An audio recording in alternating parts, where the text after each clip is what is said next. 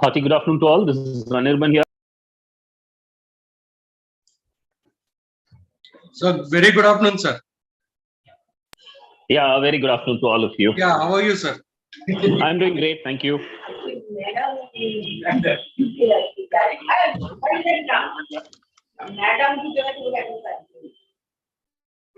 So, very good afternoon, sir. Yeah, very good afternoon. Good afternoon to all of you. I will join in from my laptop. I'm currently logging in from my mobile.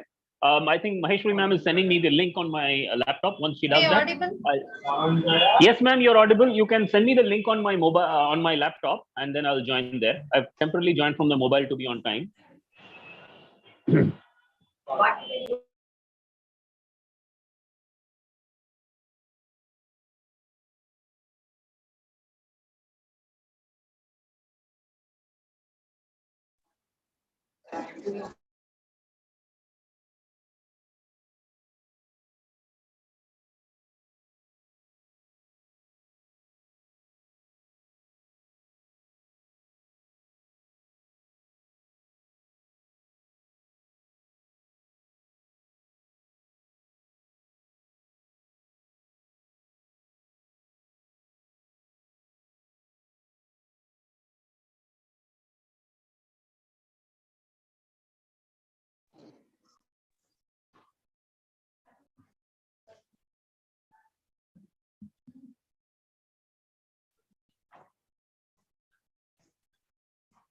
Good afternoon, sir.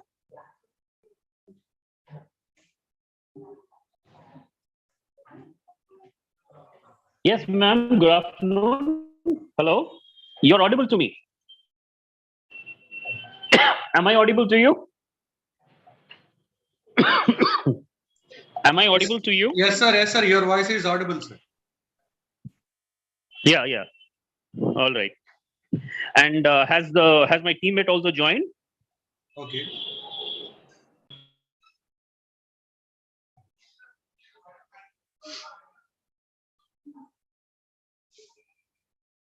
Sir, do you have any presentation to share, sir?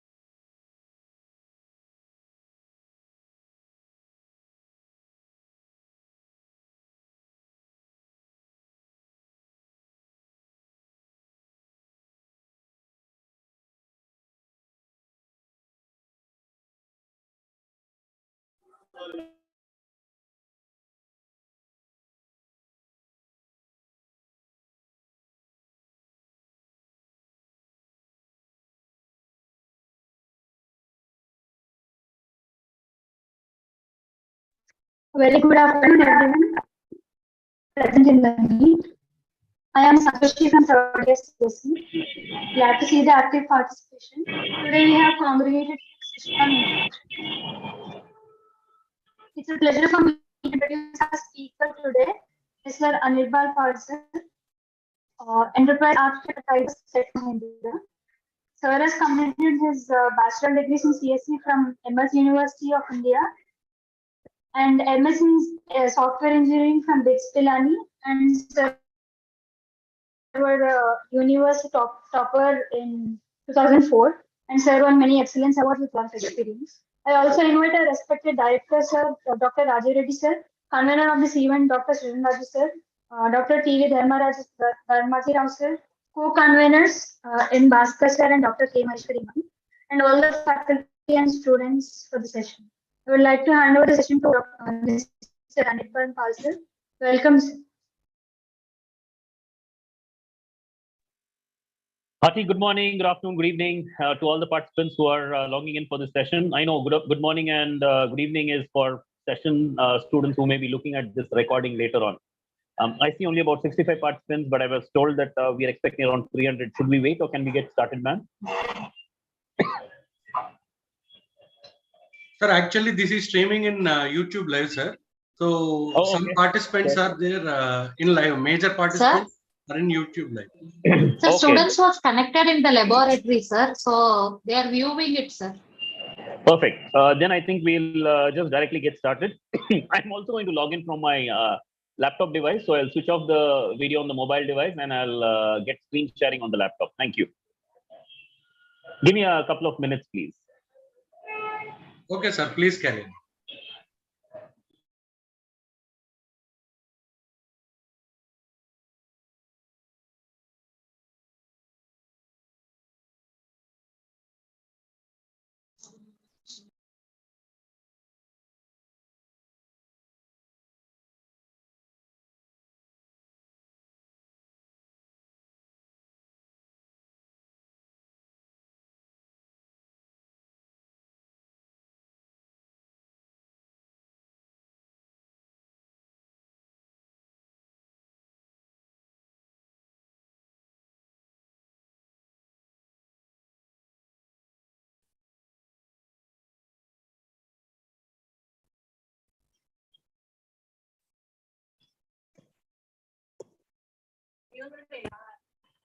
Hello, everyone. I just want to quickly check that you're able to hear me loud and clear.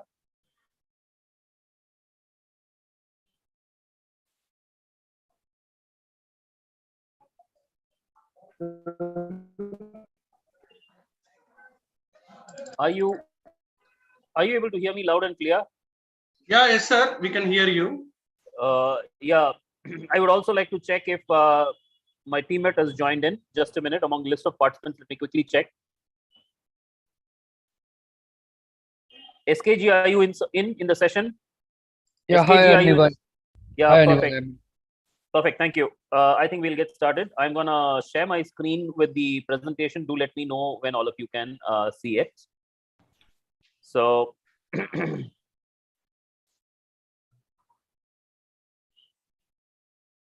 I'm sharing my screen with all of you.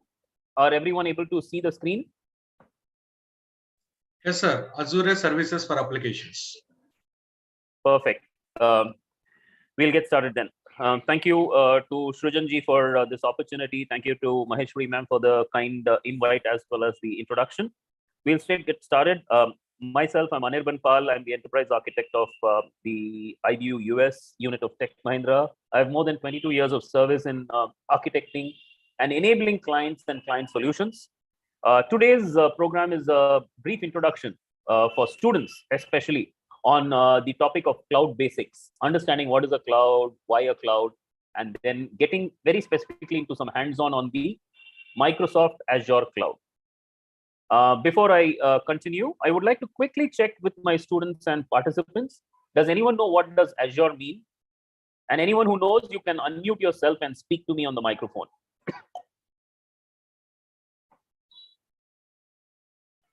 You can request to be unmuted and you can speak to me.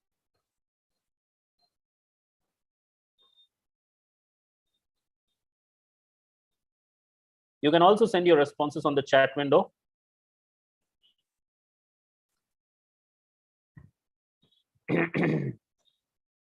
Once again, welcome to the session. If any of you want to unmute yourself, you can speak to me. Teja, Deepthi, I see some of you. If you are requesting to unmute, I can unmute you. If any of you want to answer the question, you can raise your hands. Okay, no one seems to want to answer. All right. The word Azure stands for the purple bluish color. Okay, it typically comes from there. Microsoft's color, you know, the default bluish color that they give on their background, that's the Azure color. And Azure is the name of the Microsoft cloud. So we're today going to have a look at that. We will understand cloud basics, we'll understand overview of the Azure cloud platform, and we'll see what are some of the Azure services, along with doing some hands-on. The session is planned for about 1.5 hours to 1 hour 45 minutes, and then we'll have some closure and Q&A towards the end. So that's the session agenda. And before I begin, I would like to set the prerequisites. We expect all the participants in this session to have a basic understanding of hardware and operating systems. When I say hardware, you must know what is a server, what is a client, what is a processor, what are the various kinds of processors, what's a physical CPU versus what is a virtual CPU. Excuse me, I'm sorry. Just excuse me, I have a sore throat, please. Yeah. Just to quickly check, you need to understand what's a processor, what's a virtual processor, what's a physical processor, how a processor can have more than one core, what's a multi-core processor, what is RAM as in memory, what is disk or physical storage device, what is the difference between a hard disk and a SSD. So understanding these basic differences, that level of hardware is enough. With regard to operating systems, you must understand what is an operating system, why is it needed to manage processes, some basic commands of the Windows or the Linux operating systems, understanding a shell like a bash shell or the Unix shell, the CSH, the KSH, the BSH, the BASH, and so on. Understanding that operating systems are needed to manage processes. Yes, please. Someone wanted to interrupt. Kartikeya, you wanted to say something?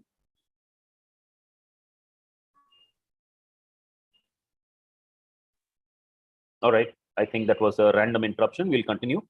So understanding these basics of operating system, understanding a virtual machine. What is a virtual machine? What is a physical machine? What is the difference? This basic is also expected to be understood in this session. Knowing a container as a concept, you don't need to have any hands-on on virtual machines and containers, but knowing that containers are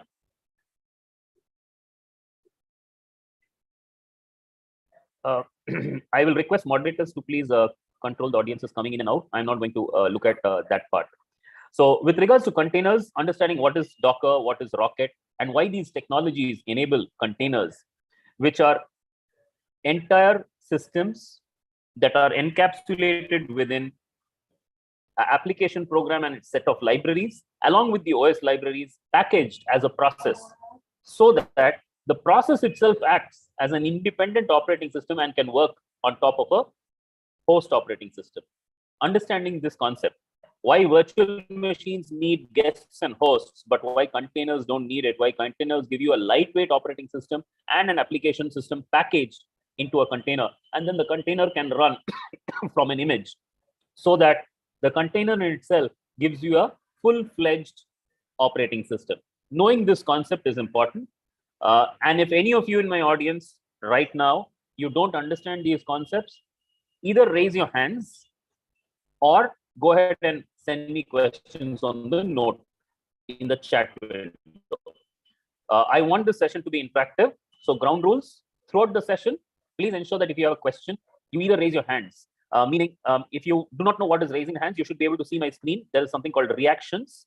And under the reactions, you can see that there is this thing called raise a hand. So raise a hand like this. When you do that, that raise hand icon will appear on top of your image or your icon, and your moderator will then indicate to me that you have a question. Because I will not be really focusing on all the student participants throughout. When you raise your hand, please ensure that you also type a question. Now, let's say Anirban has raised the hand, as you can see here in this image. Let's say Anirban wants to ask a question. He will open the chat window and he'll type a question saying that, "Hi, wanted to know about containers," let's say. So you type your question like that. Or if you want to send the question very specifically needing an immediate attention, please choose your host, the CMR CSE host, and then send a private message saying, "This is a private comment or question," and send the question here. "I don't meet, let's say, prerequisites." Why am I giving you all this? Because today, while giving you some of the demos, it will be very important that you keep sending these things to us to give us feedback about the session, and the session remains interactive in a virtual mode also. I'm now going to switch off the video. How the screen share will continue. I already got a question from Ruman who says, "Sir, please explain just setting some of the basic expectations and the ground rules of the session." We will get into. My internet connection shows unstable. I quickly want to check. Am I audible? Yes, sir, you are audible. All right. And is my screen visible, and the demos that I'm showing on how to use the chat window and reactions, was it visible to all of you? Yes. Perfect. Perfect. So students, let's make this an interactive session. Use the chat window, use the reactions to keep giving us feedback about the session. You want me to slow down? Let me know. You want me to fasten up? Let me know. That said, we will go back into the session itself. So this expects you to know about containers. It expects you to know about networking and protocols. How much of networking and protocols? If you just understand basically the stack of protocols from the application layer down to the physical layer, and if you know some of the application layer protocols like SSH, if you know TCP, IP, and if you know HTTP, that much level is enough. Knowing the basic difference between files and databases and a few standard Linux commands will help you to appreciate the demo that we show you later. So that's the prerequisite. I'll give you 20 seconds. If any of you feel that you don't meet the prerequisites, please ask me a question about it right now. Student participants, you can request to be unmuted and your moderator will unmute you. And you can just otherwise, if you don't have a microphone, you can just send a question on the chat window to your moderator. Moderator will summarize all questions and will ask me during the break time, which will be at 3:15, and towards the end during the question answer hour. Unless your question is very, very mandatory to be answered, don't interrupt the flow. That is, don't raise your hand in a reaction. Raising hand reaction is only if you want to interrupt the flow. Otherwise, just send your question to your moderator on the chat and your moderator will share it with you. If you like something that is being told, you can send the heart, or you can send the reaction on, excuse me, you can send the reaction on the like, a thumbs up. So this will let me know that the session is progressing well. If you want to slow down the session, meaning it's too fast for you, use the open mouth icon saying that you're not able to understand or you're surprised, in which case I will get the feedback from the moderator. Moderators, please feel free to share student reactions with me anytime during the session. If you see a certain reaction coming too much, please let me know. All right. Now the prerequisites and the ground rules have been set. Let me straight now get into the real content of the session. So before we begin, I will quickly request the other presenter to please introduce yourself. SKG, can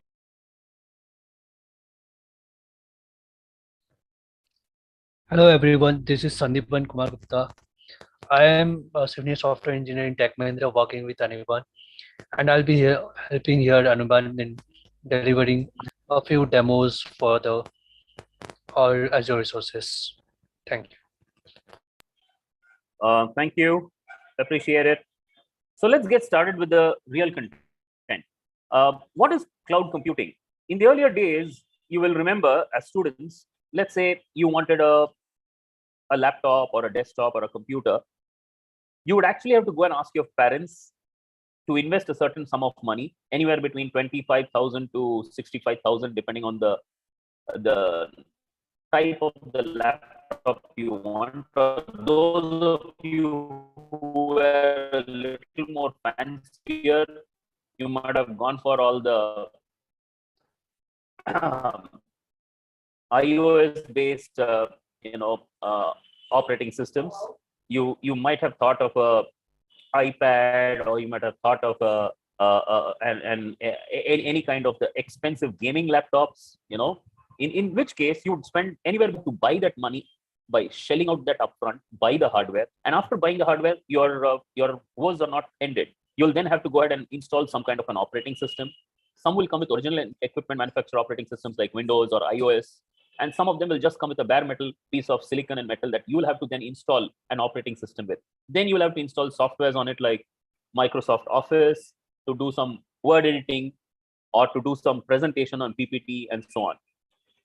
So if you notice, technically, you have to buy your own hardware, you have to buy your own software, you have to buy your own application, and only then you can actually start using the hardware. This was the good old days.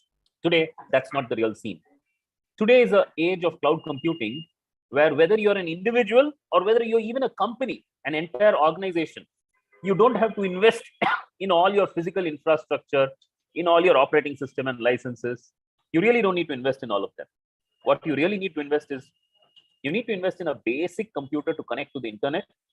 And then using the internet, you have the access to all kinds of computers and servers on the cloud. Here are a few, excuse me, here are a few cartoons that will help you appreciate better what the cloud is all about. So if you look at this cloud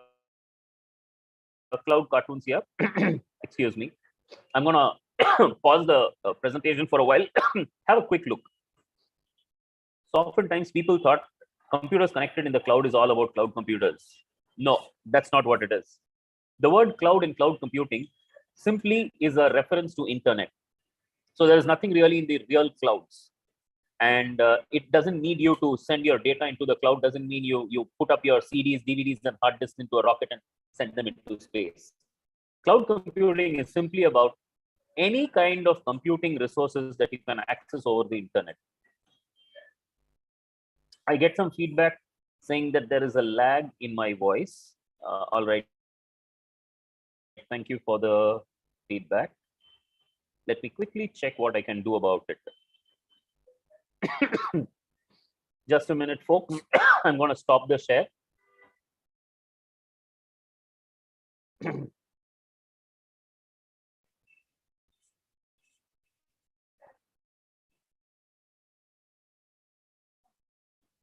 I've reshared the screen. Is there any lag in my voice or on the screen share? Are you all able to see the screen share and hear me? Moderators, to please respond. Yeah, really cool stuff. SGK to please respond. Okay, you're all able to hear me. Thank you. Thank you for the confirmations. All right. All right. So cloud computing is not about the computers on the clouds, but it is really about the following things. I'm now going to share with you a quick, brief presentation to help you understand what cloud computing is about. Watch the video that I'm showing you.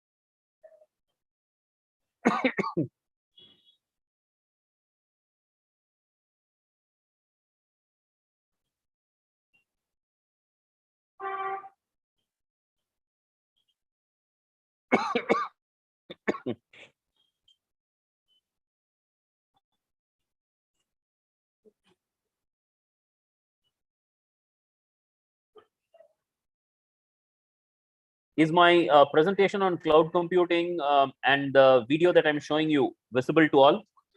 Yes, sir. YouTube. Yeah, is the YouTube video visible to all, and are you able to hear the sound? Screen is visible, sir. It was Is the fast. sound Actually. audible? Video is fast. All right.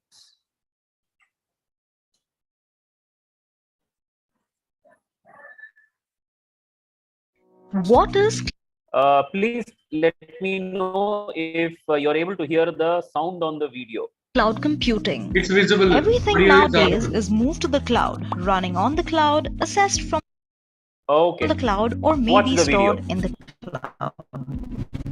So what exactly is the cloud? Simply put, cloud computing, often referred to as the cloud, is a service that allows people to use online services that are generally available through any device with an internet connection.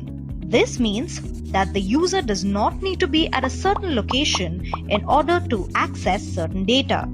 From computing and analytics to secure and safe data storage and networking resources, everything can be delivered within no time thanks to the cloud.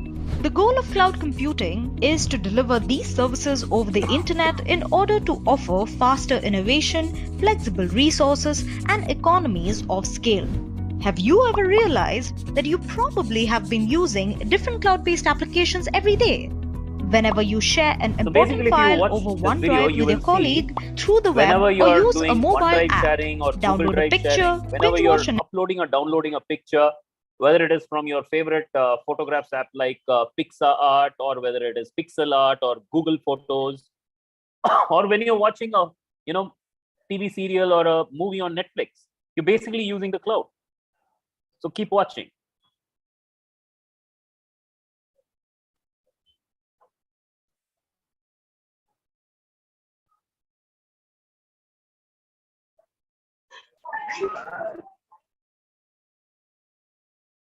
Netflix show, or play an online video game. It all happens on the go. The best part? It saves you a lot of money and time. You don't have to buy any machinery or install any kind of software. Everything will be handled by the cloud platform which is running these applications, whether it's Google, Microsoft, or Amazon. Many such tech giants have already switched from traditional computer hardware to more advanced cloud architecture. Not just that, these companies are also the most popular cloud service providers in the market today. As more and more companies undergo strategic digital transformations designed to utilize the power of the cloud, they need more IT professionals and leaders with the expertise to extract the best business results out of their investments. So what are you waiting for? Buckle up and kickstart your career in this domain by using Edureka's expertly curated courses. Until next time, happy learning. All right, since you saw that video, I'm going to share one more video. Please watch this one.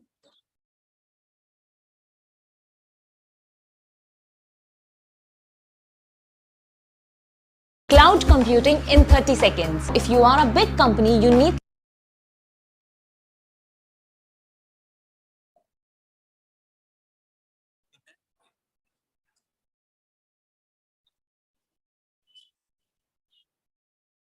Imagine you're the owner of a small software development firm and you want to scale your business up. However, a small team size, the unpredictability of demand, and limited resources are roadblocks for this expansion. That's when you hear about cloud computing. But before investing money into it, you decide to draw up the differences between on-premise and cloud-based computing to make a better decision. When it comes to scalability, you pay more for an on-premise setup and get lesser options too. Once you've scaled up, it is difficult to scale down and often leads to heavy losses in terms of infrastructure and maintenance costs. Cloud computing, on the other hand, allows you to pay only for how much you use, with much easier and faster provisions for scaling up or down.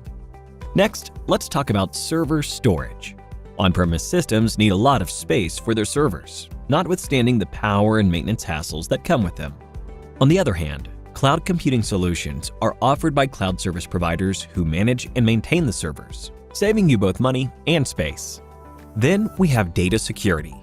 On-premise systems offer less data security, thanks to a complicated combination of physical and traditional IT security measures, whereas cloud computing systems offer much better security and lets you avoid having to constantly monitor and manage security protocols. In the event that a data loss does occur, the chance for data recovery with on-premise setups are very small.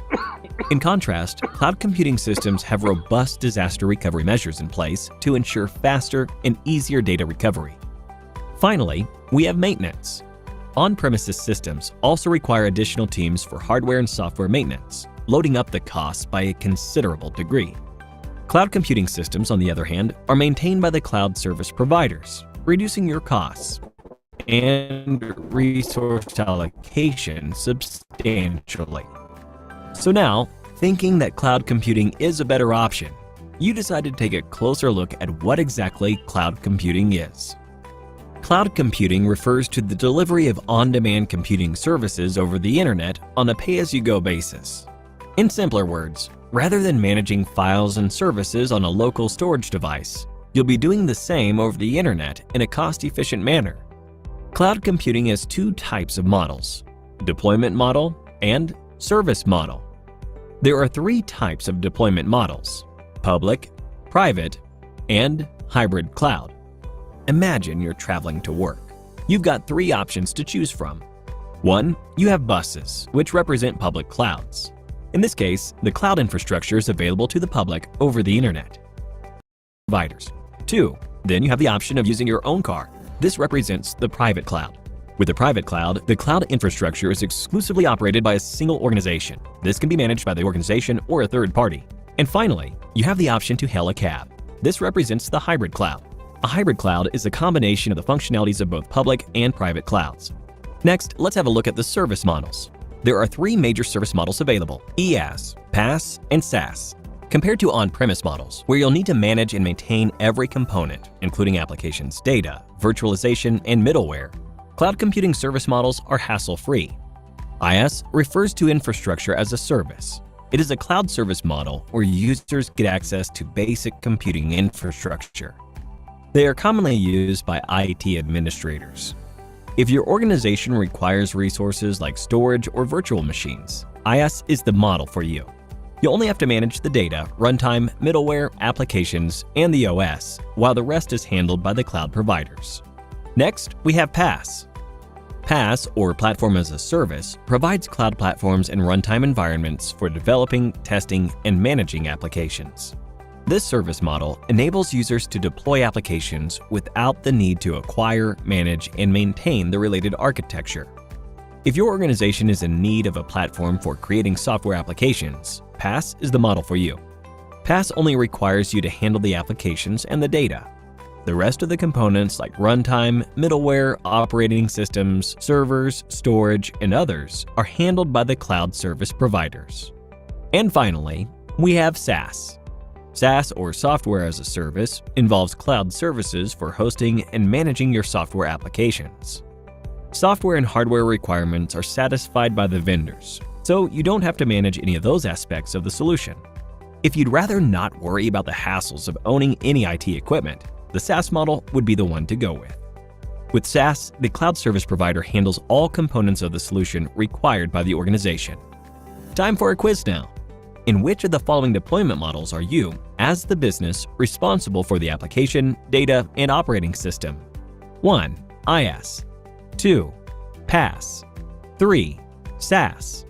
4. IaaS and PaaS. Let us know your answer in the comment section below for a chance to win an Amazon voucher. Coming back to cloud computing. Some of the most popular cloud computing services in the market are AWS or Amazon Web Services, Microsoft Azure, and Google Cloud Platform. Want to learn more about them and how they differ from each other? Click on the top right corner for an analysis of how these service platforms are different from each other. And on that note, we have come to the end of this video. We hope you found this informative and helpful. If you enjoyed this video, a thumbs up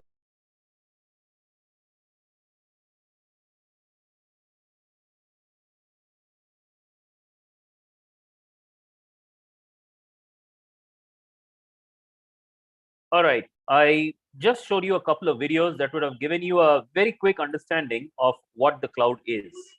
So that answers your question on what is cloud computing. It's basically sharing your computers and compute resources, whether it's processors, whether it's hard disks, whether it's applications, whether it's application development platforms, everything and anything, you can get them directly on the cloud. If there are any questions at this point on the concept of cloud computing, you can ask me questions now. I'll give you a 20-second wait. If you have questions, raise your hands. I'm watching all the participants. If you have questions, raise your hand and I will give you the chance to speak.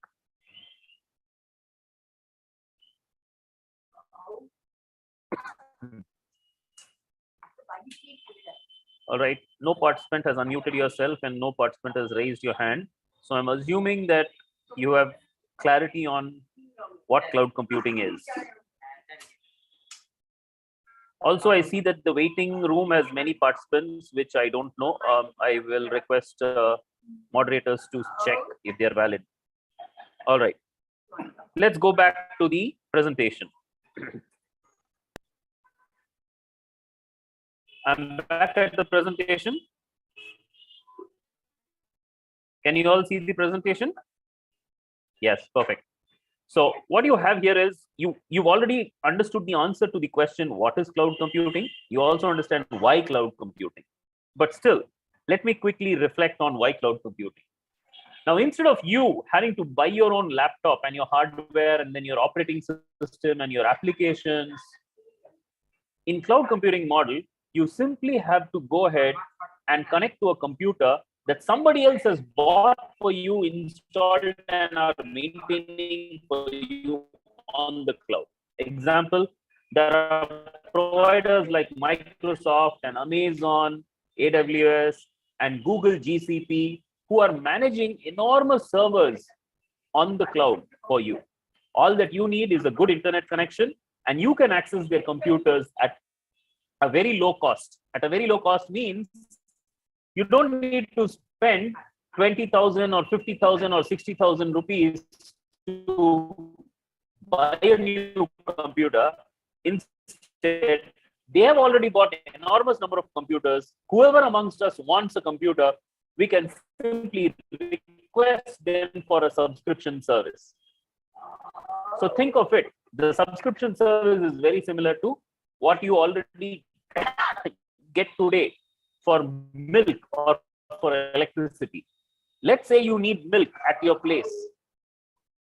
There are two ways to do it. One, you go figure out, buy a few cows or buffaloes, maintain them at home, feed them, clean them, and every day milk them in the morning, and then consume the milk that the buffaloes or the cows provide. This is a way in which you will have to you will have to manage the entire infrastructure, maintaining a cow shed or a buffalo shed, and milk them by maintaining them. But is the maintenance of the cows and the buffalo shed going to be an effort simply to drink milk? Or it's not. Whereas large and resources, smaller firms often can't glass of milk is take a subscription with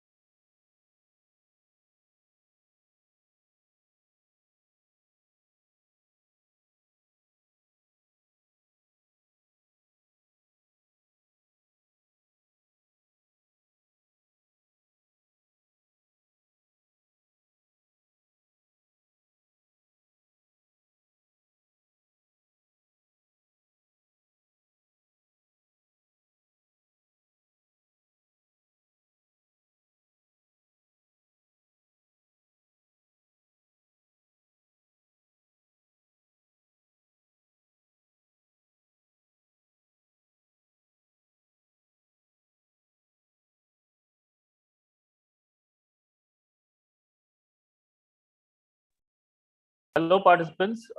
There was a temporary disconnection. Are you still with me? Yes, sir. Yes, sir. Please continue. Thank you. Thank you. I had a network disconnect issue. I'm going back to the presentation where I, excuse me, left it. Yeah.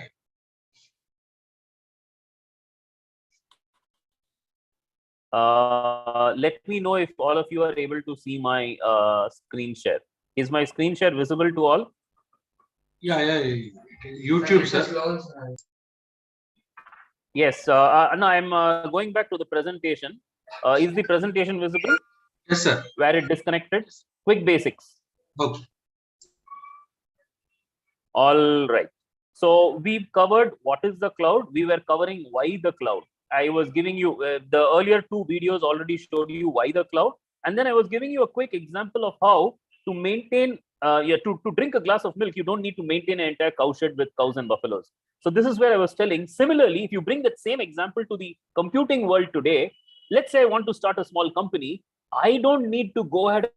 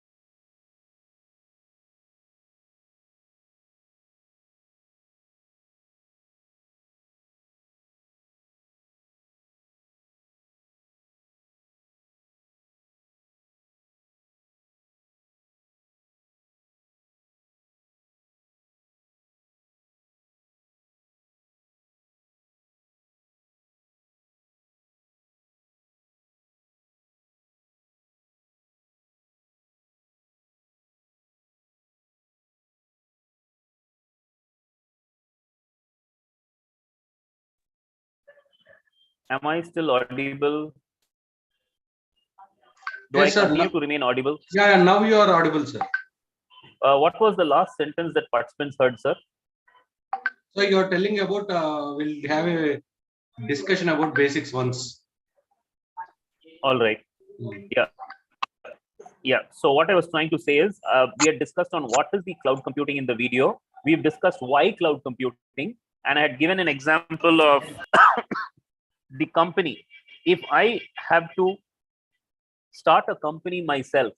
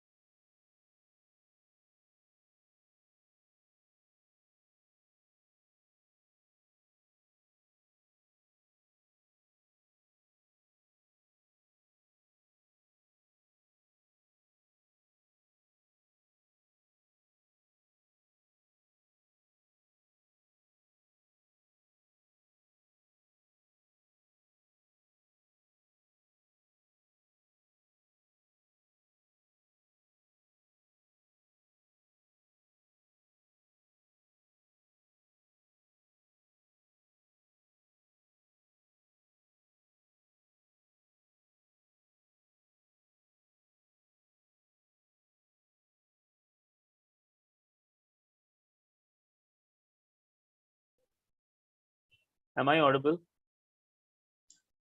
Yes, sir. I am repeatedly getting some internet network transients. I don't know why this is happening. Just give me a moment. Let me quickly check my network connection. Okay. Stay online. I'll quickly check the network connection. Okay, sir.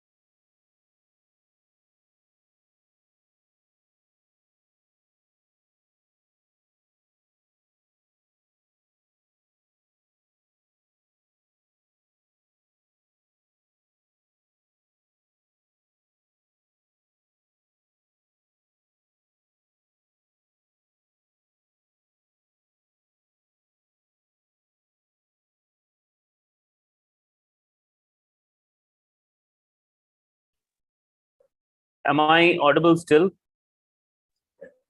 Am I Sir, audible still? yes, sir. Yes, sir. And Yeah, is yes. the screen okay? Is the That's screen right. okay? 26. Right. Okay, fine. Let's continue then. So I was again. Somebody spoke something. No. You can continue, Okay. please. Okay.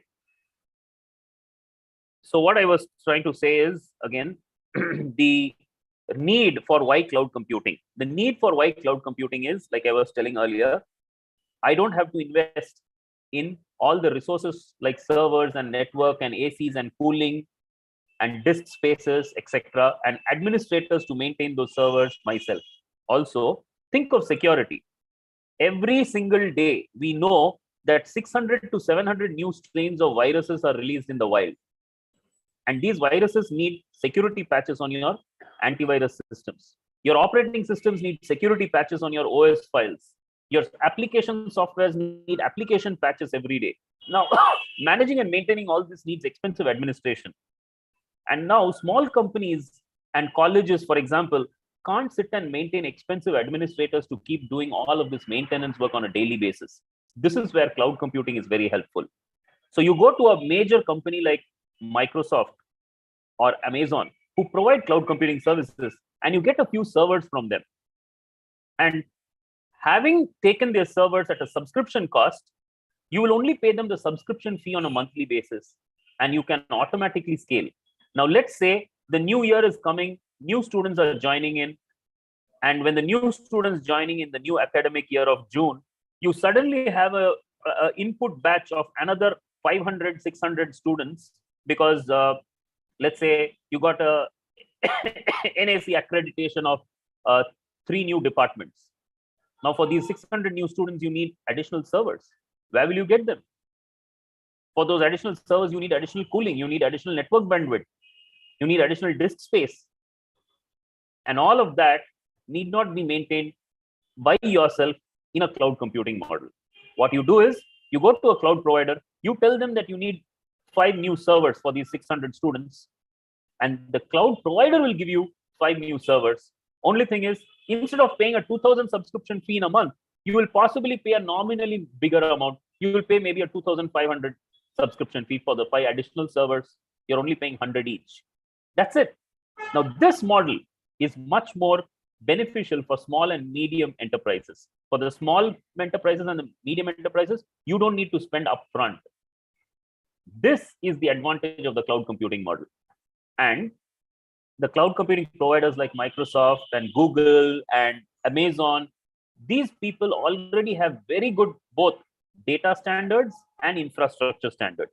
That way, they take care of your security and your data pretty well. Now that we answered the question, what is cloud computing and why cloud computing, we will also have to get into the question of when and where is cloud computing applicable. When, obviously, for cloud computing to be applicable, you needed good internet speeds and you needed great infrastructure. After 2012, and in between 2012 and 2014, cloud computing started getting popular in the world. Although the concept was there for quite a long time, however, it got popular in the world as a service from 2012 and later. And where do you apply it? In any small and medium enterprise or in a college where you are trying to scale up your resources, you can use cloud computing. Then comes the question, how? To access any cloud computing resources, you have to first tie up with a cloud provider. There are many providers, like the earlier video showed you, Amazon Web Services or AWS, Google Cloud Platform or GCP, Microsoft's Azure Cloud Platform. These are all standard platform providers that give you accesses to their cloud. We will now quickly take a demo and have a look at the Azure Cloud Portal and the Azure Cloud Platform. We will not really do any activity now. I will show you what to do later, but I will request the presenter SKG to please take over and give a demo of just the Azure Cloud Portal. I am stopping my share. SKG, are you there?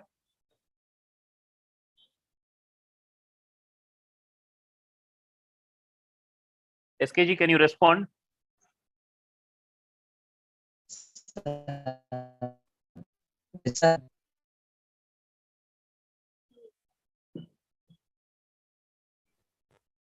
Host to please unmute. Yeah, it was unmuted, sir. He can unmute Hello. himself. Hello. Yes, we can hear Yeah. you. Yeah. Okay. Actually, I was not able to unmute myself. So now the host has given you presentation privileges. You can share your screen. Sure. Also, can you, give me share access? Yeah, I have made you as host, sir.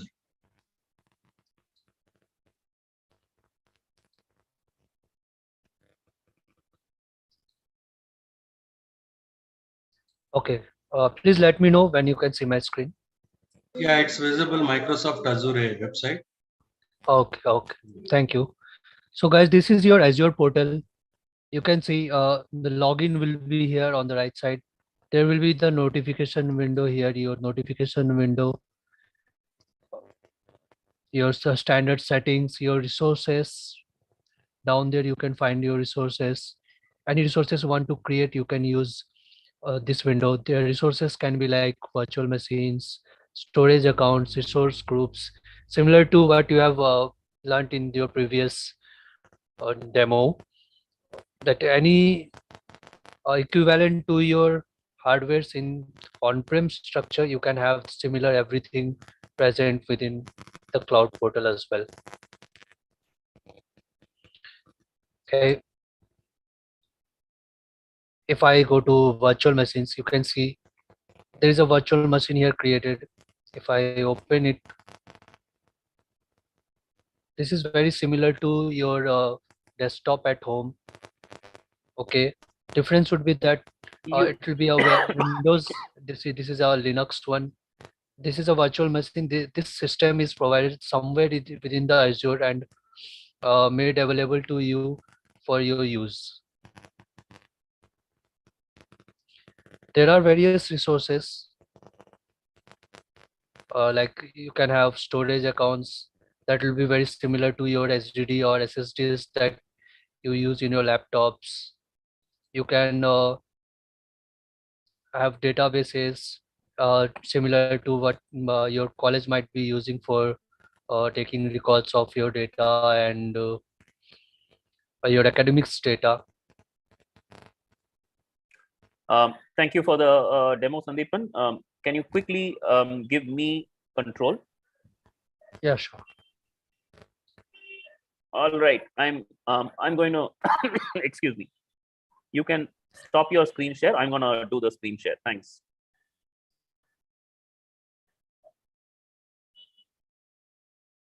So let's go back to the presentation. So what you just saw there in the quick demo was the Microsoft Azure portal. Using that Azure portal, you can access a set of Azure services. But before we do that, let's understand what Azure is in a little more detail.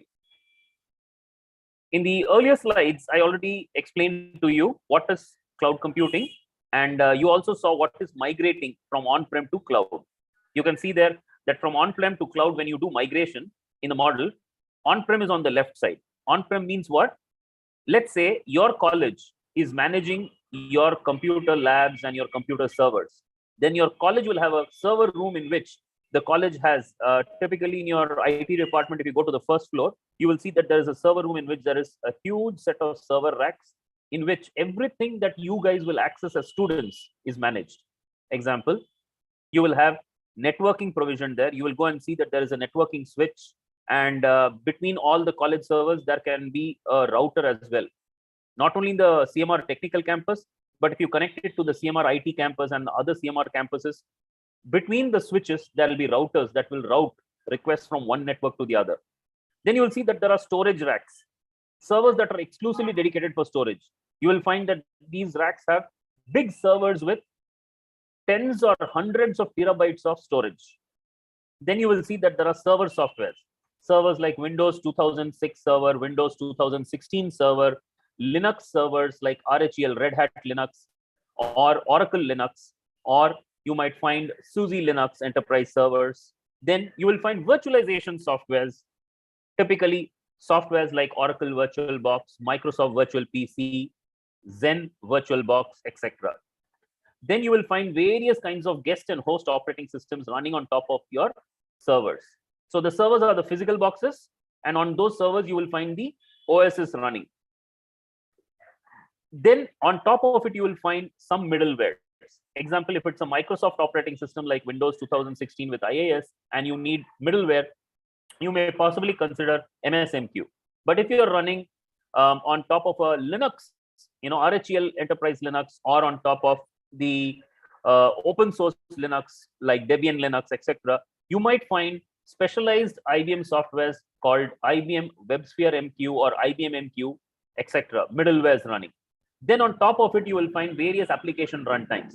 Those of you who are Java coders will find Java runtimes. Some of you might be .NET coders, you will find .NET runtime, the Microsoft VC runtime. Some of you might be legacy C++ coders. You will find the C++ and the VCRT runtime. Likewise, you will have to manage your own database servers, meaning if your computer science department is managing a student database of all student records, they will have to manage an Oracle database or a Microsoft SQL Server database or a freeware MySQL database, etc. So all of this will have to go into your data tier. Then comes on top of it, you will have your applications. The college may have an attendance tracking system, a student exam tracking system, staff tracking system. The college may have a academic syllabi tracking system, or maybe you guys in your computer science department are possibly setting up, let's say, a multi-college student meet. For the student meet, you have several different curricular and co-curricular activities and cultural activities and paper presentations and maybe hackathons, etc. So you have set up a nice website.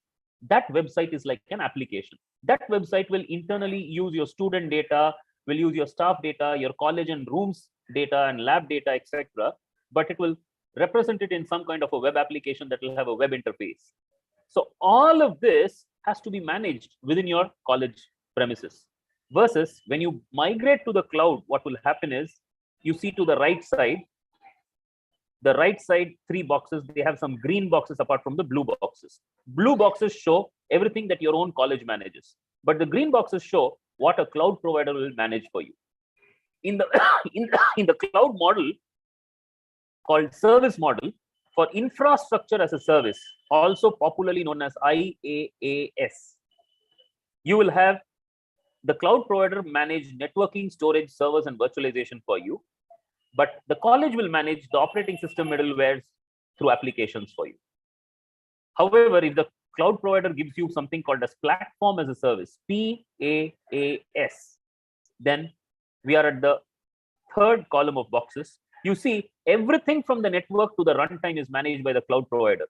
You have to only manage your data and your own application, meaning your coding platforms, your operating system platforms, your middleware platforms, your JVM runtime, your .NET runtime, everything will be managed by your cloud provider. In this case, in today's example, we have taken Microsoft as our cloud provider.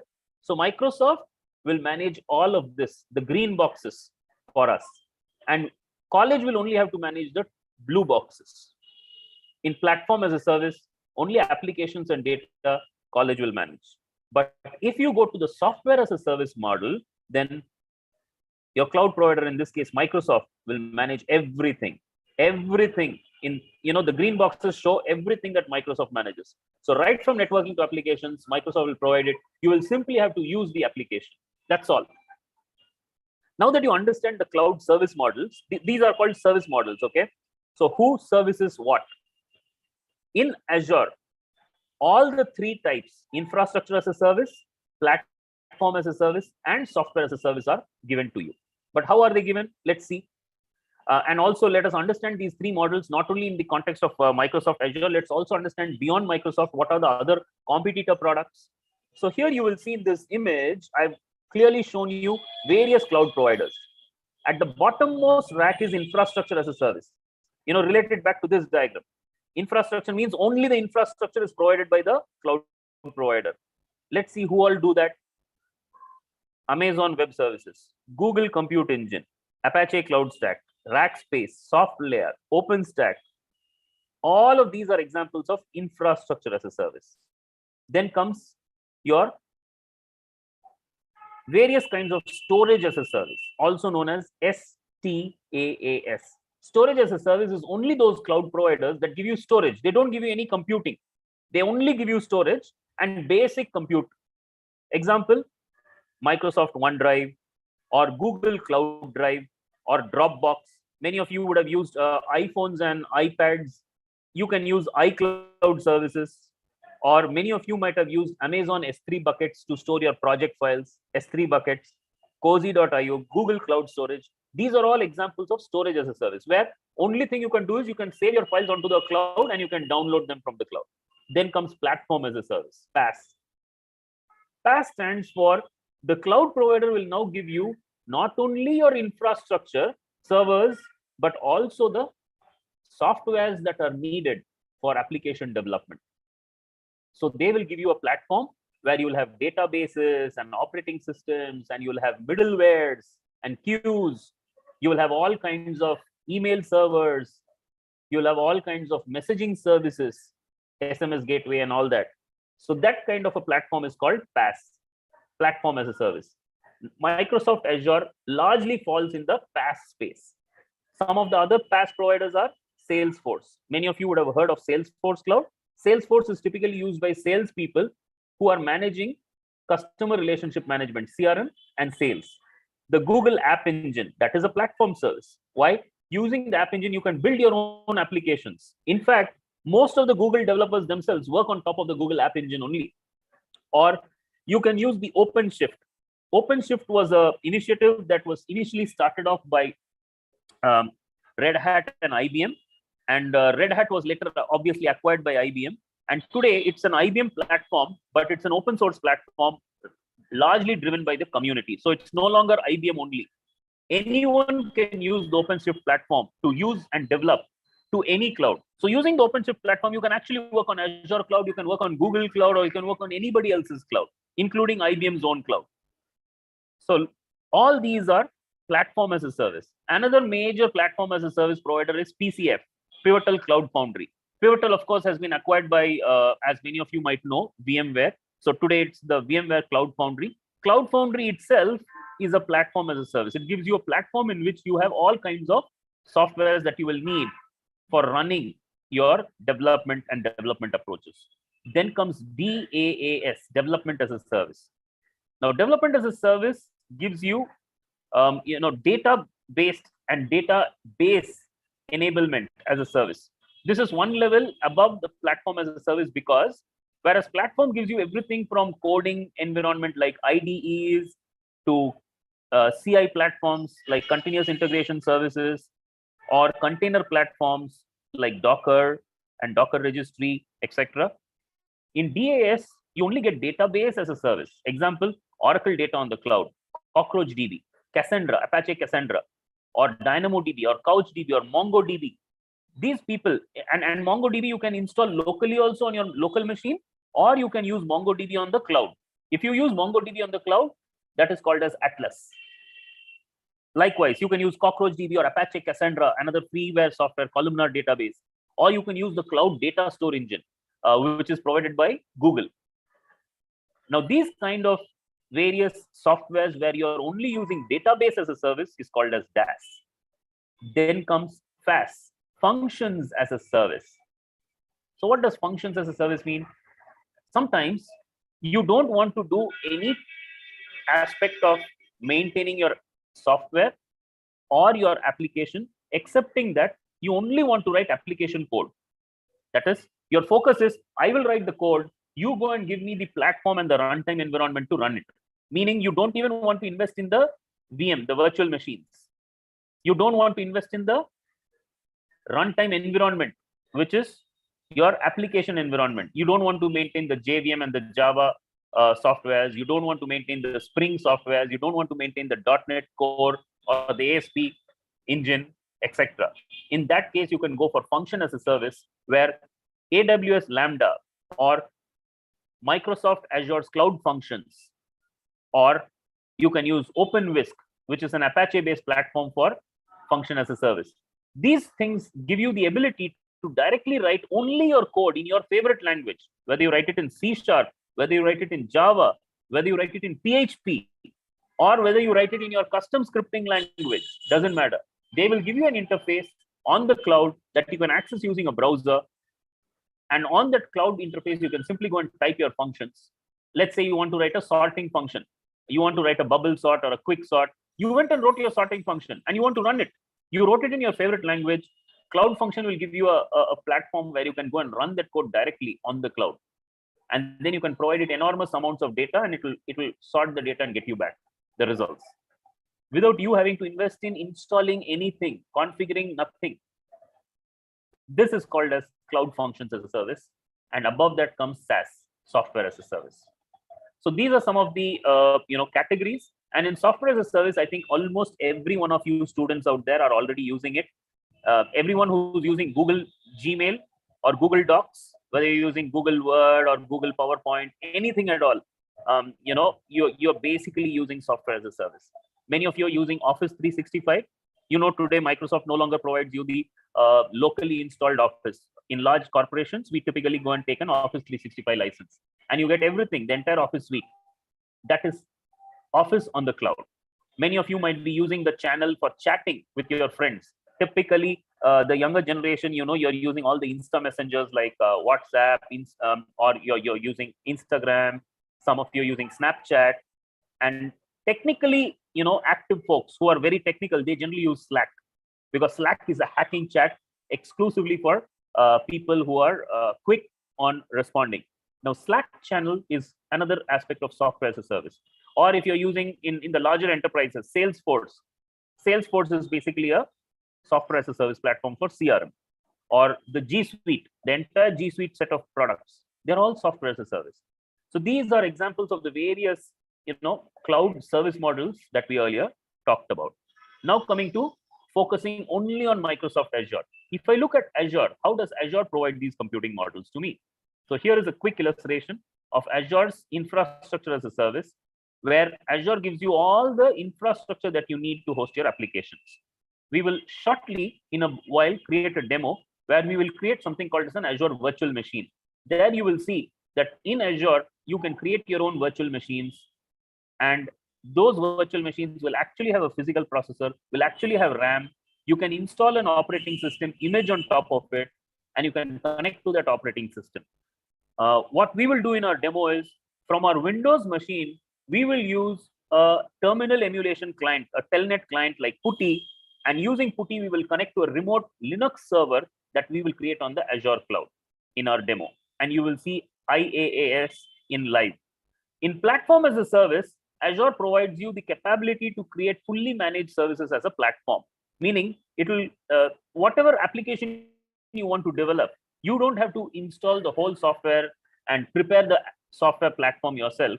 You can directly ask Azure to provide you a development platform, and there you can start developing. Function as a Service is where Azure Function App Services will allow you to do serverless hosting. Serverless hosting, remember, does not mean that you have no server at all. It simply means that you don't have to manage your server. Microsoft or your cloud provider will manage it for you. Then comes Azure SaaS. There are many SaaS platform products in Microsoft that run on top of the Azure platform. So now, if you look at these cloud models, what do they enable? They enable faster business process, they enable faster design and development, and they enable purposeful cloud blueprints for your various kinds of workloads. Workloads can be industrial workloads that we use in the computer companies, or they can be test and development workflows, where when you're doing a testing or developing of an application, you can use a part of those test development infrastructure on the cloud.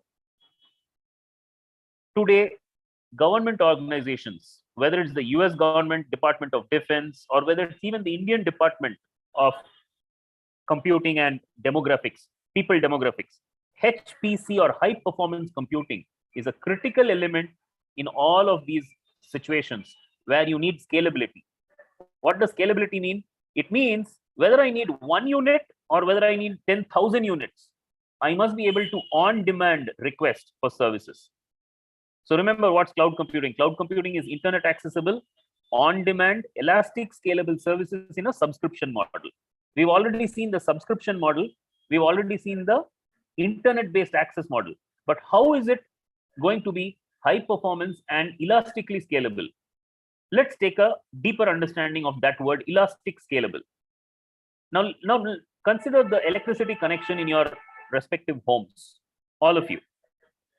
Today, let's say you have a 5-room house, 3 bedrooms, 1 hall room, and maybe 1 dining and common space area with a kitchen. In this kind of a setup, let's say you are today consuming 1,500 kilowatt hour of power in a month. Not kilowatt hour, watt hour of power, 1.5 kilowatt hour. Let's say suddenly you have some kind of a function at home, whether it's a wedding or whether it's a Christmas and New Year celebration.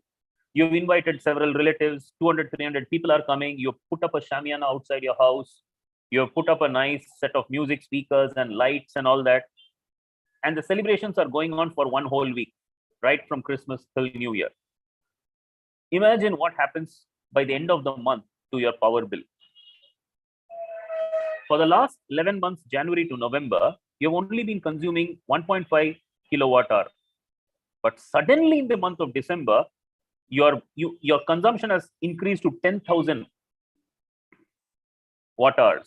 So 10 kilowatt hour. From 1 kilowatt hour, you've jumped to 10 kilowatt hour. Do you think the local thermal power plant or your state grid or your local electricity department will reject providing you 10K electricity? Do you think they will reject? Audience, please respond on the chat.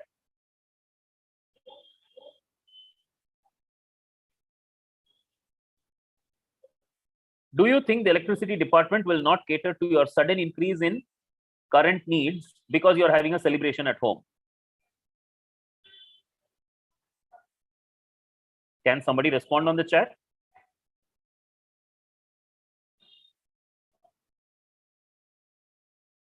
Okay, are we all sleeping? I know afternoon sessions are not the best time to have a session. We generally are full in our stomach, and sometimes the faculty can sound like a nice mother singing a lullaby. Am I acting like a good mother? Am I putting you all to sleep? Guys, please respond to messages at least right now once. Please respond on the chat to let me know that you're all active. Are you sleeping? Are you sleeping? Brother John, Brother John. CMR students, all of you, can at least one of you respond? Yeah, those are in there. At least post your roll numbers, ma. Those who are in the chat. Yeah. Those are in the chat, please post your roll numbers. Those are in Zoom. Because many students are in YouTube, sir. Yeah, I do understand, sir. Yeah. Thank you. You can see the responses right now. They are posting their roll numbers. Wonderful. Yeah. Thank you. So I asked you all a question. Thank you for posting your roll numbers. I see that you're all active. Thank you. Yeah, you can stop posting the roll numbers. Thank you. I see that you're all active. Great. Yes, you can stop the roll numbers. So what I was asking is, do you think the electricity department will reject your request for additional current? Or you don't need to tell anything at all. You can just keep consuming from your sockets whatever you want, and you'll keep getting power. You all know that you'll keep getting power no matter how much you consume. You will not get any limit. Why?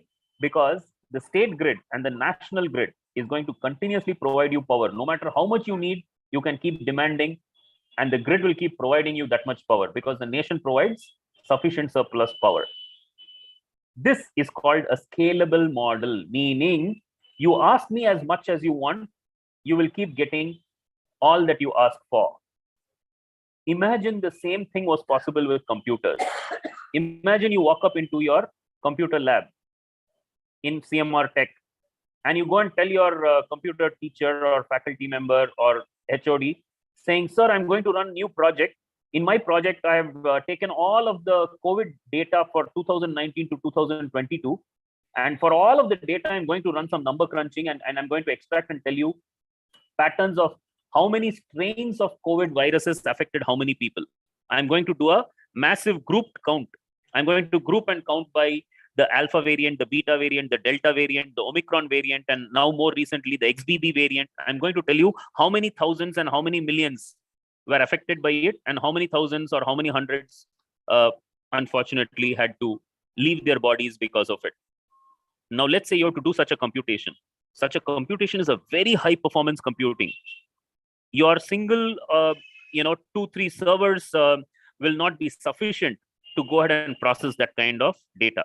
Why? Because we're going to talk about entire India nation's data across all the hospitals of India, across all the public, government and private hospitals, across millions and millions of people, across 3 years, which means across close to about 1000 plus days. Now imagine that much data. If you were to store, A, your college's servers may not be sufficient. B, your college's computer processors may not have the capability to process that much. Now what happens is, however you have chosen that is your project, you're executing a final year project and you need that much resource. Where will you get those resources? This is where scalability comes into question. Either you have to go and ask your HOD, sir, please buy me larger servers in the computer lab. So now your HOD has to get an approval from the principal, allocate another few 100,000 rupees or dollars, and buy you an expensive, very high performance server, which let's say has 128 processors, has 2 terabytes of RAM. We're not talking of disk, we're talking of RAM, has 2 terabytes of RAM, and then you can pull in all the data from all the disks you want in a large localized Hadoop cluster, and you can run. Or the better opportunity here is, don't go and spend that kind of money in a local on-premise workload. Instead, go request a cloud provider. This is a place where you can go and ask a cloud provider like Azure or Google, hey, you know what? I need not one server, I need 300 servers to do an enormous compute. So please give me a massive server farm, but I don't want to keep it for long. I'm only going to do the processing of all the data for 2 weeks, and then I don't want. After 2 weeks, I don't need 300 servers. My 5 servers in my computer lab are good enough. So I want to scale from 5 to 300 in 2 weeks, and then from 300 back to 5. If you were to go to your college principal and say, sir, give me 300 servers this week, and then next week come and say, sir, I'm done with it. You can take back 295 servers and sell them. You know what your principal will say? Your principal will say, rejected. Why? Because this isn't a serious business concern. It doesn't make effective sense. Now, these are the situations where a small or medium enterprise can actually go for elastic scaling with a cloud provider. You can actually go and ask a cloud provider like Azure or Google to give you 300 servers overnight by paying an additional subscription fee for those 2 or 3 days or 2 or 3 weeks or 2 or 3 months that you're going to use them, and then you can return them back. And it's perfectly okay. This is what is cloud computing as a model. But then you may ask, hey, but how will the cloud provider like Microsoft or Google manage such a large farm of servers? Oh, they're managing it not just for you, they're managing it for many other organizations and many other colleges. And others will also keep asking. So this month, if we ask, next month, some other college might ask, some other company may ask. And that way they're sharing the same set of resources across multiple organizations and clients. This is called multi-tenancy. Multi-tenancy means I own a building. In my building, I have 17 flats. In 17 flats, I can have 17 families come and reside. Different families. But all that these families will have to do is not spend crores on building a huge house and acquiring the land and talking to the local vendors and builders. They simply will come and pay me a monthly rent, and they will consume my 17 flats, depending on whoever likes whatever.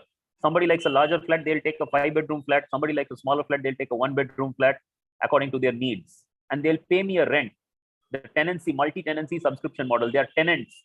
Likewise, in the cloud computing model, depending upon how much is your need, you will make a demand and you'll get a scalable model. You want a small flat, you get a small flat. You want a big flat, you get a big flat. You want a small server, you get a small server, and you pay a small amount, token amount of 500 a month. You want a huge server farm with 500 servers, you pay a larger token amount of maybe 7,000 a month. That's all. but it's a monthly subscription billing, and there can be multiple tenants in the same flat at the same time. Likewise, on the Azure cloud, there can be multiple tenants, multiple colleges events running, there can be multiple organizations data getting processed, and so on. And you can scale up and down according to your will. Just like in the electricity model, you need more electricity this month, you claim more, you got more. Next month you don't need more, you switch off your devices, remove all the lighting, remove all the speakers, and go back to your 1.5 kilowatt hour consumption. You can go down also. No one is going to blame you or say anything. Only thing is, next month when the electricity bill comes, it will be lesser. So which month higher? That month higher bill. Which month lower? That month lower bill. If you don't consume at all, that month no bill, or a token bill, a tokenized small amount will be there. Same applies to the cloud computing model. This is all enabled as an advantage, wherein you can get purposeful different types of cloud blueprints depending on what you need. And this is where comes what is called as the deployment model of the cloud. The deployment model of the cloud is about 4 categories. What you see on the right, you see here security and compliance on the depth of the cube. The 4 models are private cloud, public cloud, hybrid cloud, and community cloud. So whereas IaaS, PaaS, and SaaS are cloud service models, deployment models are private, public, hybrid, and community. So what is a private model? Now let's say the CMR college has this data of COVID patients that it is processing for one of your projects. Now this data is health record data, meaning it is sensitive data that you have acquired, let's say by paying or tying up with the government agencies and hospitals and getting the data. And let's say you had to pay enormous amounts to get the data. Now, would you want some other college, some other set of group of students to hack into your data on the public cloud and access your data? Obviously, no. You want your project to be the most unique project in the university, and you're possibly aiming for a university reward. But what happens if I place my data in the public domain? Others may see it, and you don't want to do that. So what you want is, you want a private region within your cloud where your data will be in your control. It will have your access control, both in terms of file system. Your file system is in your control, and your network is secure. You want a secure network in which you want the data. Only people who have access to your network, they should be able to access the data. So who in your network?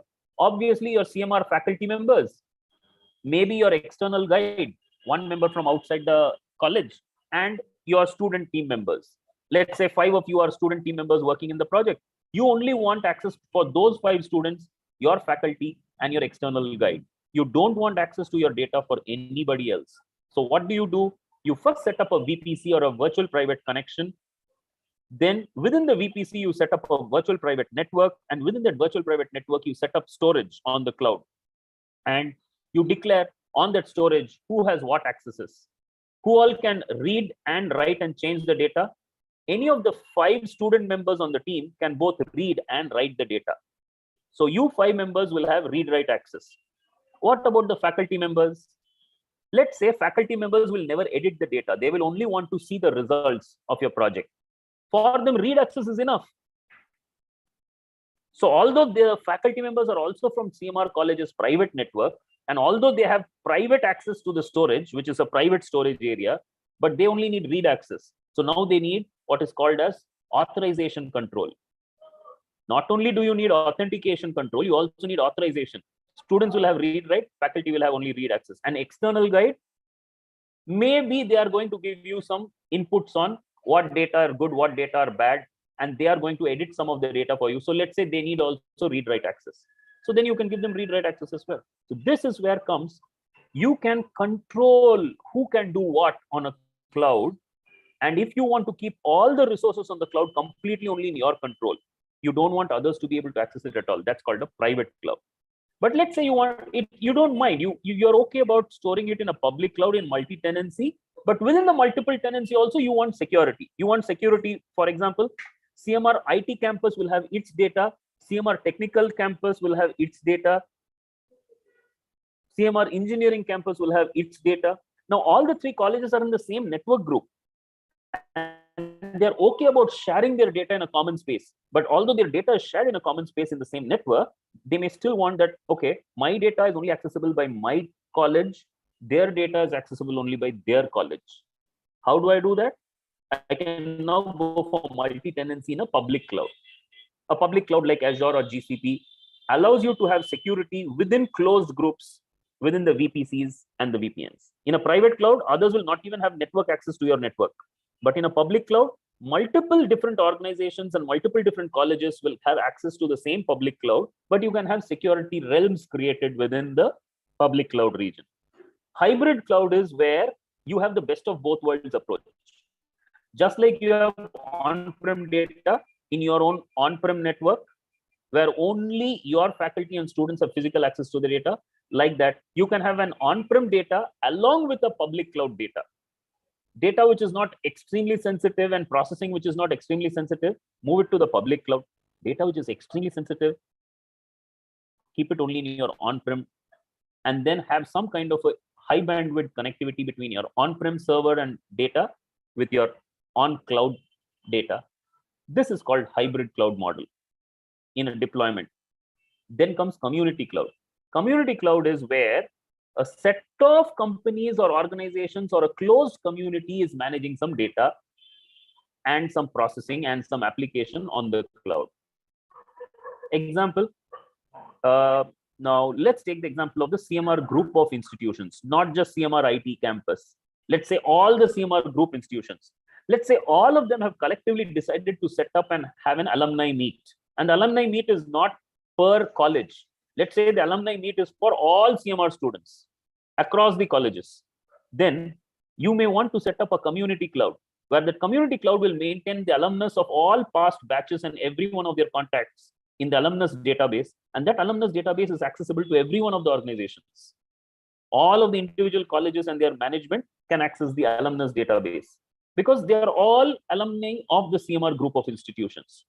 However, let's say there is a different set of institutions, MLR institutions. Now, MLR institutions also have multiple MLR colleges, but the Mallarity colleges cannot access the CMR community. Why? Because they are not a part of this community.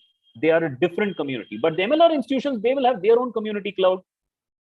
So this kind of deployment models in the cloud is called as cloud deployment models: private, public, hybrid, and community. Are we all clear about the cloud compute models? Can I have a throw of hands or a thumbs up?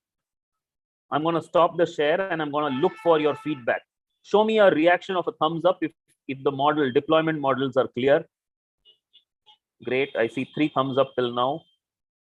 6. Good.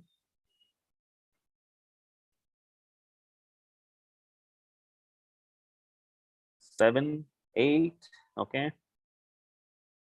All right. So I've got quite a few feedback, which means people are listening. Thank you. So let's get back to the presentation again. Now that we understand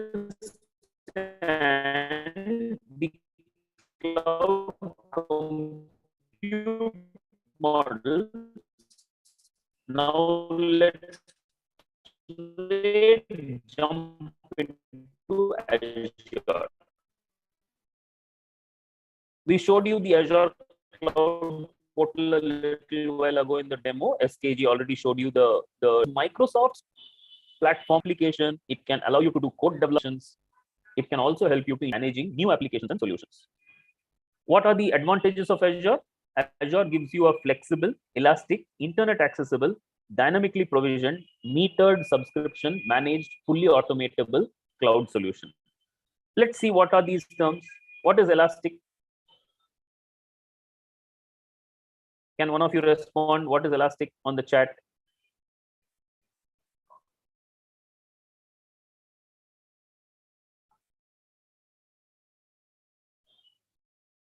Hey friends, if you're not going to be talking, unfortunately, this will become a very boring, monotonous session. What is elastic? I think I really asked a rocket science question, very difficult question. Most of you don't know what is elastic. Okay, if you don't know what's elastic, have any of you seen what's a rubber band? Yeah, flexible. That's right. Beautiful. Whoever answered that. So elastic is basically anything that can stretch up and stretch down. Many of you, you would have seen your garments. Some of the garments that you use, they have elastic in it. What does elastic do? It can fit any kind of a waist size. It can fit any kind of a body type or size. That same concept, elastic, applies even to a server or to a computing resource. Elastic means it can scale up or it can scale down. Scale up means you need more capability, more server space, more server processing, more RAM, more disk space. You will get it. You want lesser space, lesser processing capability, smaller processor, fewer number of processors, fewer cores, you will get it. This is called elastic. So Azure provides you elastic scaling. It gives you internet accessible. That word is a no-brainer. I'm not going to explain it. Dyna provision. Dyna provision means whenever you need. You need it in the morning, you need it in the evening, you need it on the 23rd of the month, you need it on the 1st of the month, you need it on the 31st month at the midnight. Whenever you need, you will get it. Metered subscription. Again, I don't need to explain it. You already know what a metered subscription is, just like your electricity meter. Whatever you consume, that much you pay. Called as pay-as-you-go model. It's managed, meaning you don't have to manage it. Microsoft will manage it for you. We already saw the service models, what is managed and what is self-managed. Fully automatable, meaning you can script it, and using commands and programmatic APIs, you can control it. So those are some of the efficiencies that the Azure cloud provides you. Let's move to the next point. What is the advantage? It allows you to start small and scale with demand and gives you highly fault tolerant systems. Highly fault tolerant means, let's say a computer node failed. Go back to your computer lab. Let's say one of the PCs failed. Last week, you had done your lab in that PC. Next week, when you come, that PC is no longer booting up. And let's say you did not store your files on the server. What happens? Your lab work is lost. Even though you may go and tell your HOD or your faculty member that I did the lab, there is no proof of it. Now, let's say you saved it on the server, no problem. All the students in the lab did the lab last week, you saved it on the server. But what happens if for some reason the server fails? The server is also standard hardware. The server may fail either due to a natural hardware failure or because of an accident. Some insect went into the server in the night and did some corruption, or the cooling system was off for some time due to a power cut. And though the server had backup in your UPS, the cooling system did not have a backup. Server got overheated and fried the processor. Now server is down. What happens to your lab? It's gone. You literally don't have a backup unless your computer organization and your department had an alternate set of servers that was taking a continuous hot backup copy of every lab of every student across all the years and semesters, and keeping the standby servers ready to run whenever something fails. In which case, you would have to spend additional money on the standby server.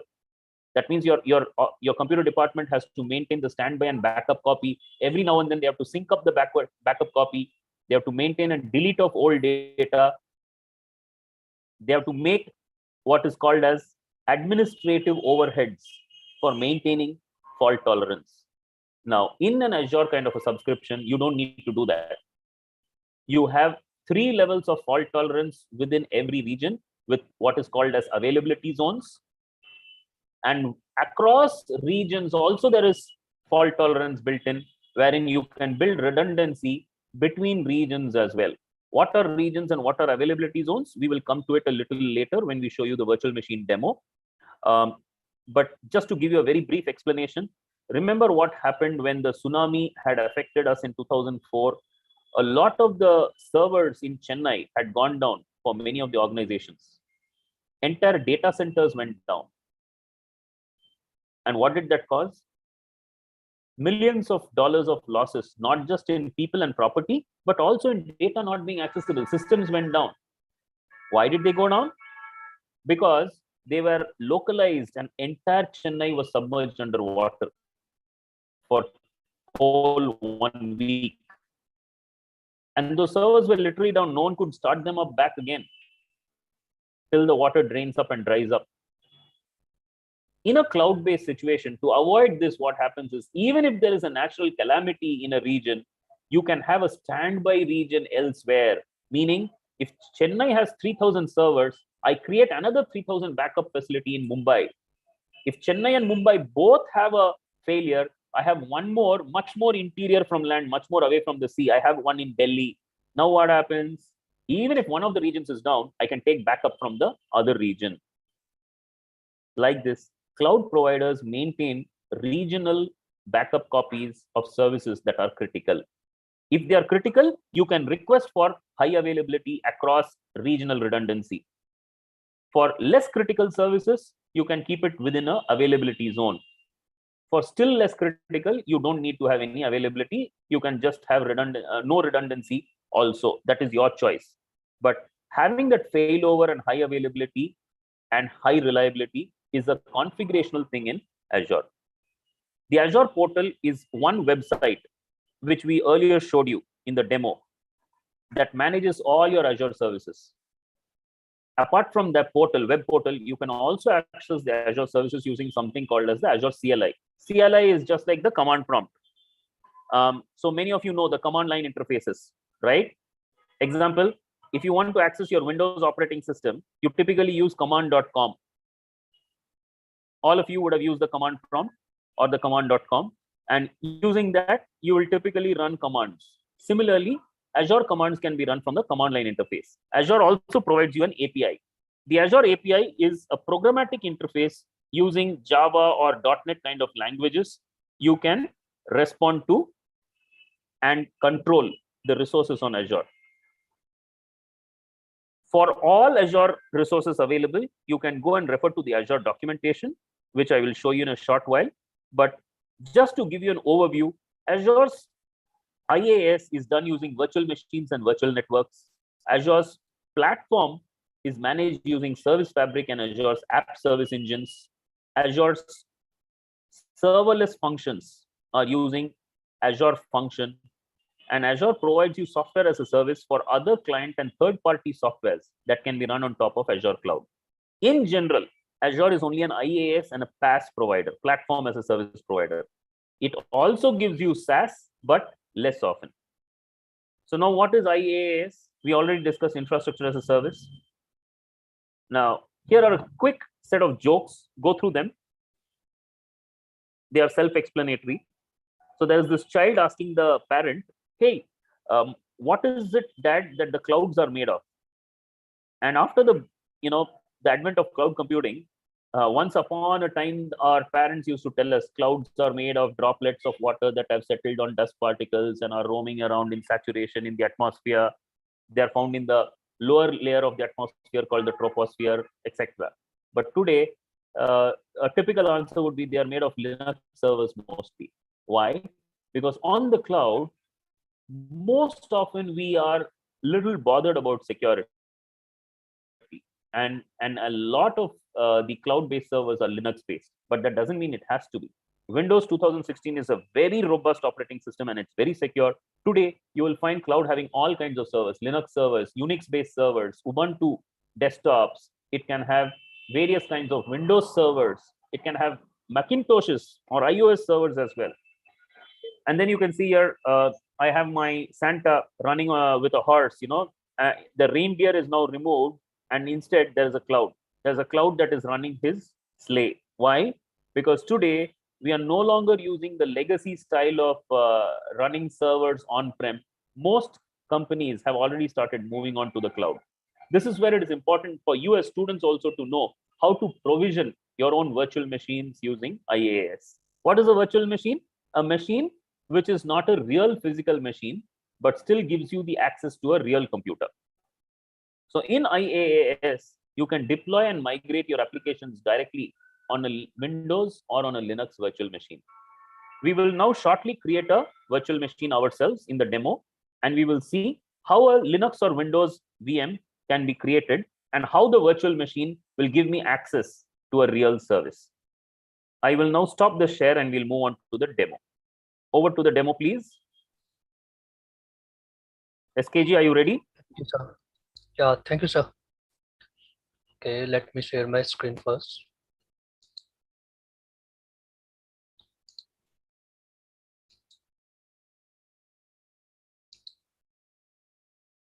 I hope my screen is visible now. Hello. Yes, sir. Yes, sir. It's visible. Yes. So back to the Azure portal. Any of you have any questions on how we can reach here? Simple answer, portal.azure.com. Using your card, a similar registration like in any other website, you can reach here. There is free subscription available here. For 12 months, you can use various free services of Azure. Okay, now let's start with VM. What is VM? So again, VM is an IaaS service. So as an infrastructure, it will provide a similar kind of machine that you can have on your on-prem. Let us create one.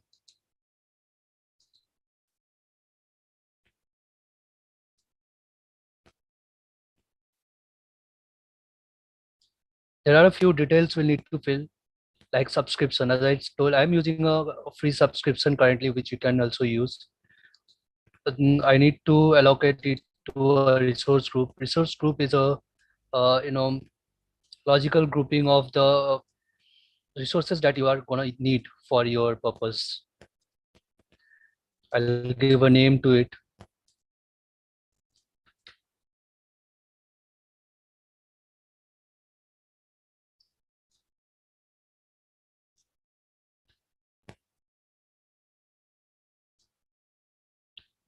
Currently, I am putting it in Central India region, setting it closer, which will give me easier access and next the availability options. Currently, I'm using no infrastructure redundancy required. For more redundancy, you can always scale up and use various other options to get it into various availability zones, regions. Standard security subtype is basically one of the recommended security ones.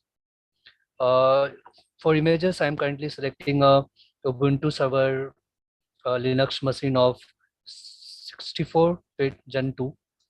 There are various other images available here in the Azure marketplace. You can have any OS configuration that you can buy at the market from similar here. Okay. See, you can see here what size am I choosing here. I'm choosing a 1 GB memory, that is RAM. I'm choosing a one CPU core. And the charges, what it is going to be, it is already mentioned here. There is another Azure price calculator which also you can use to how much cost the kind of services you are selecting and the kind of options you are choosing. Okay, here I'll select this SSH public key, which will provide a key to connect to this VM. I'm selecting SSH port 22, but you can also use HTTP, HTTPS to connect to your VM. There are many other advanced settings that you may need as per your requirement, like disks, networking, management, monitoring, and all. But quickly, for creating this VM, I'll click on review and create.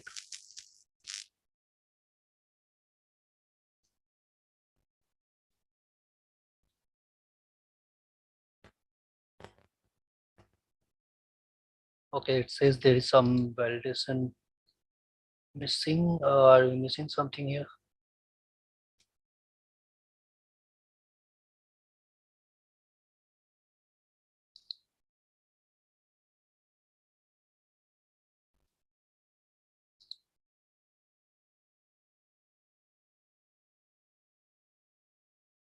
Okay, so validation has passed now. It is showing me for the final time what are the configurations I have chosen. Okay, I'll create now.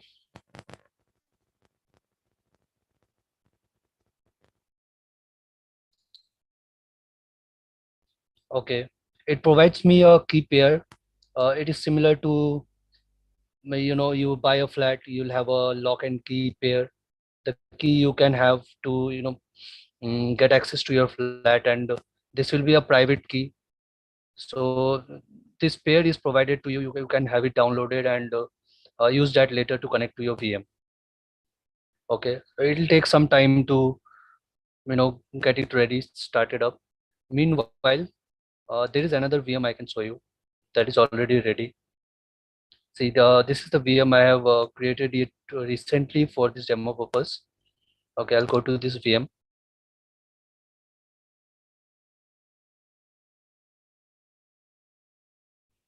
See, it says deployment succeeded. So in some time it will be ready. Okay. Now suppose this machine is ready now. You can see here it is Linux OS. You can see the OS here. You can see the VM generation. All the details are here. Now suppose we want to access it. So for that purpose, if you may remember, we have selected SSH22 port. So we can connect to this using a SSH client from our machine. So that machine is somewhere else, but we can connect it from here.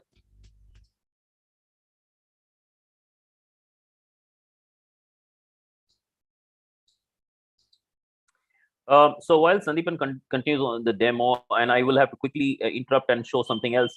So what he's doing is he's basically opening a PuTTY terminal here. PuTTY is a remote terminal emulation software that uses the telnet client.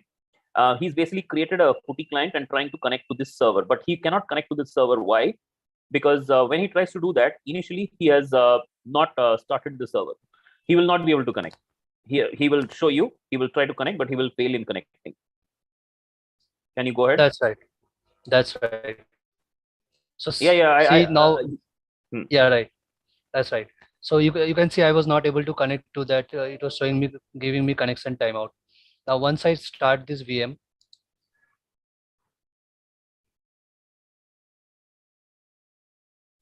Once the virtual machine gets started, basically what is happening is in your Azure portal, a new instance of a Linux VM is going to start. So I'm going to kind of highlight that. Are all of you able to see the cursor movement that I'm showing around the operating system Linux? And you are able to see that it's a standard B1S, sorry. A B1S represents one virtual CPU with 1 GB of memory.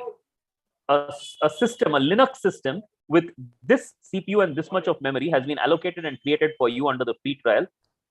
And this VM is called CMRI demo VM. And it has been given a public IP address as indicated in this public IP. You can connect to this public IP address and connect to that machine, to that Linux VM. So this VM we earlier created and we kept it ready for the demo. We will now use the terminal emulation software PuTTY, which is a telnet client, and using PuTTY connect to that VM. There are multiple PuTTY windows, SKG. You can close some of the unwanted ones. Only keep the valid session and close the other ones. Yeah. Yeah, the other two are needed. The other two are needed. Continue. Now log in.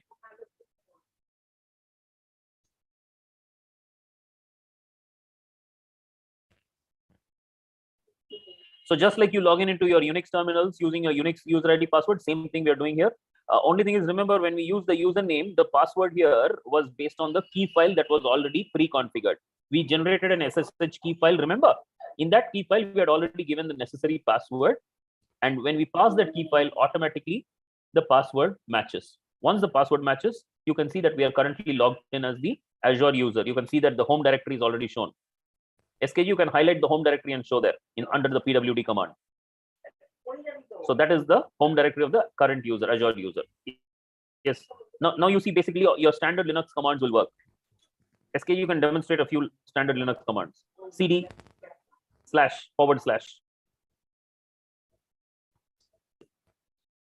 please hit / enter. CD space // Yeah. So now we are at the root. Now you can execute an LSL again.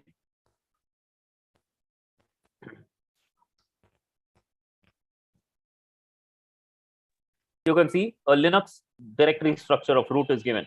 Where is this Linux machine? The same machine that you deployed on Azure. You can now go ahead and see that this Linux machine is a standard virtual machine, which has the same name as the demo VM. Type the command uname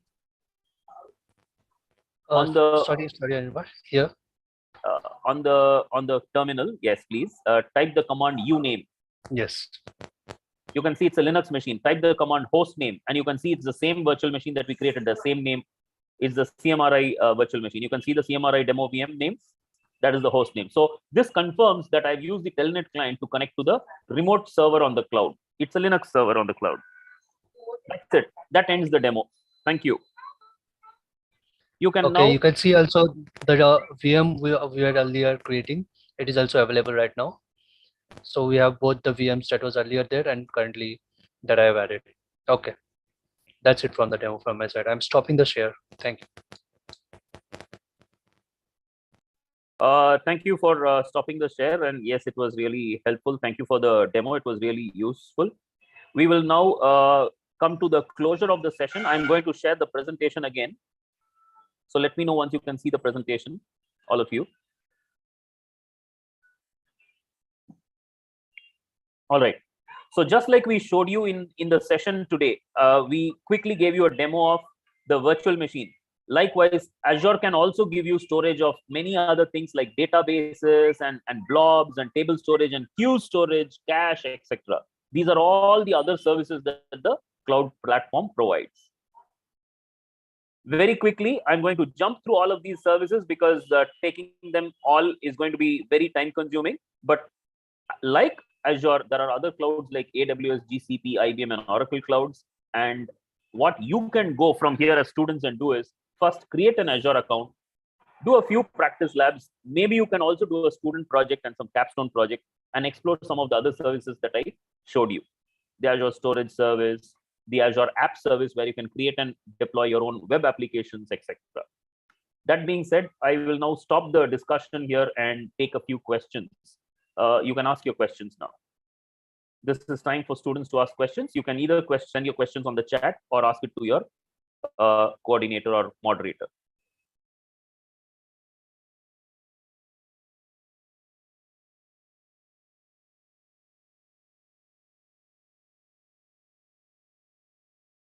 Yes, go ahead.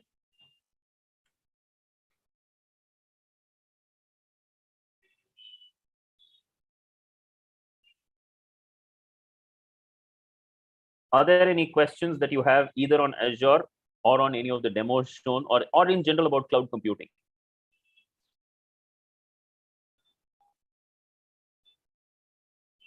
All right.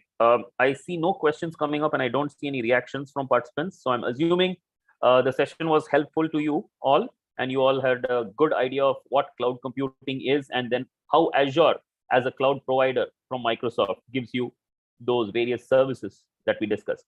This was just a very introductory course to get you, just the hands-on feel of what Azure is like. In a more detailed session, we can show you and demonstrate some of the other services in a later session. With that, I'll hand it back to the department. Over to you.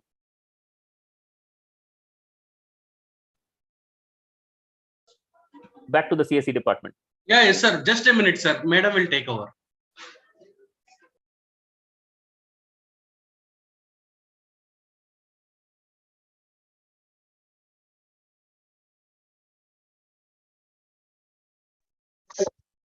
Thank you, sir. I would like to thank our speaker, Anirban sir, and for this grand session, and our HOD sir, Bhaskar sir, and Maheshwari ma'am, and all my dear friends for attending this session today. Thank you.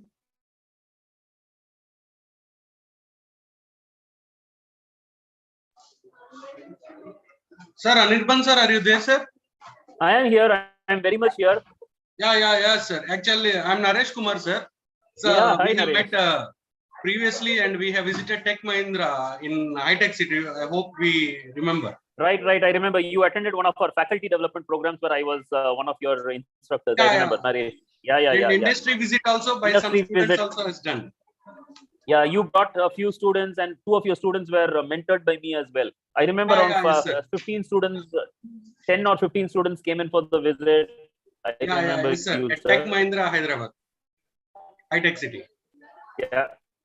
Yeah, we were in touch from long time, and I hope will to see thank you back in yeah, India yeah, again. yeah. Thank you, Naresh, and I